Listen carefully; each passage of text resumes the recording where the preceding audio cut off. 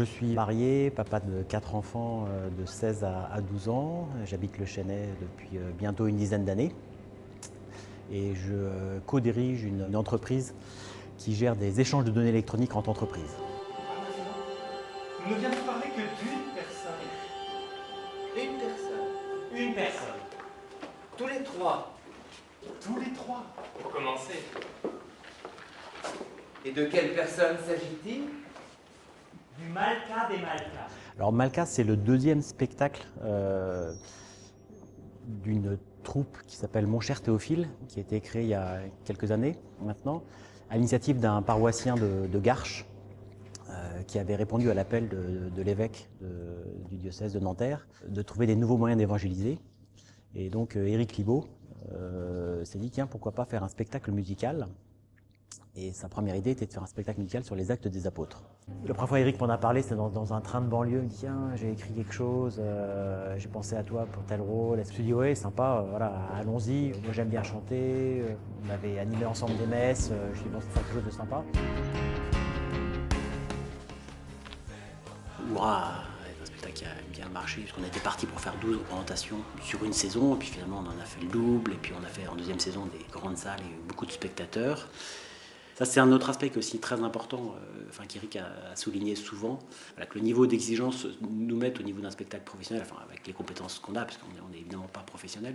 La deuxième saison dans laquelle on a pu jouer dans des grandes salles comme le Palais des Congrès, l'Olympia ou le Zénith à Toulon, a permis de drainer des gens qui ne seraient pas venus dans les petites salles qu'on faisait la première année. Moi, j'ai eu des collègues de travail, des associés qui ont pu venir la deuxième saison parce que c'était le Palais des Congrès, ils sont venus parce que c'était l'Olympia. Et ce qui a été particulièrement frappant ou touchant, c'est tous les messages qu'on a pu recevoir de gens qui sont venus voir le spectacle, qui est plus ou moins proches de l'Église, plus ou moins investis, plus ou moins croyants, et qui ont été touchés d'une manière ou d'une autre par le message qui était porté dans le spectacle. Et il y a eu un vrai impact, je pense, d'évangélisation, ou en tout cas de rebooster un peu les gens qui venaient voir le spectacle dans leur foi. D'être plongé dans la parole de Dieu une fois, deux fois, trois fois ou 5 fois par semaine, en plus du dimanche, c'est forcément porteur. En plus dans Hourra, c'est vrai qu'on était vraiment, on jouait la vie de ces premiers apôtres qui était quand même tumultueuse, difficile.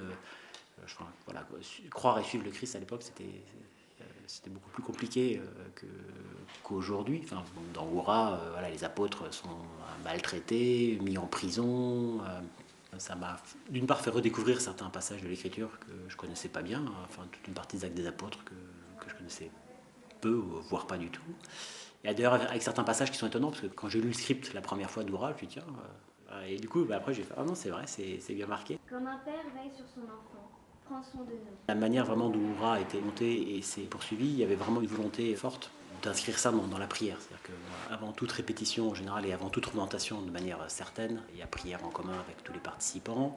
Et tous les soirs de représentation, il y avait adoration par un certain nombre de communautés religieuses qui supportaient Hourra et qui supporteront Malka aussi pendant toute la durée du spectacle. Je jouais le personnage de Saint-Pierre dans Hourra. Saint-Pierre, c'est le boss des apôtres, c'est quelqu'un d'assez impulsif, d'assez entier, qui est un peu colérique, qui est dans l'action, qui est un peu impulsif. C'était pas ma nature, donc il a fallu que je m'y mette.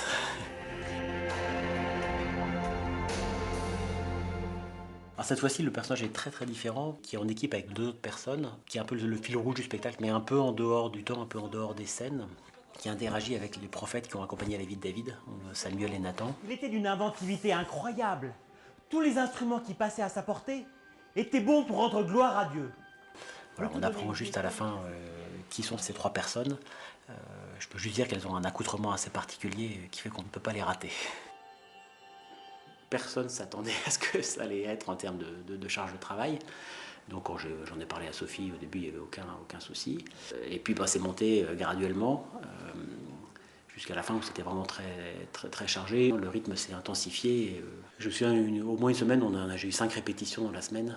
La deuxième saison d'Hourra a eu beaucoup moins de représentation, puis on connaissait le spectacle, donc c'était plus léger déjà. Et pour Malka, c'est encore plus léger. Donc, alors, j'ai quand même demandé l'autorisation à Sophie de recommencer. Et j'ai dit oui. Il y a moins de répétitions, Emmanuel est moins absent et je trouve que c'est plus facile pour la vie de famille. Et puis le fait qu'Audrey soit aussi participante dans le spectacle, je trouve que ça fait une vraie cohésion entre eux, qu'ils ont leurs moments tous les deux, il y a de la complicité, ils peuvent se parler de certains moments du spectacle. Et je trouve que c'est un vrai apport pour la famille.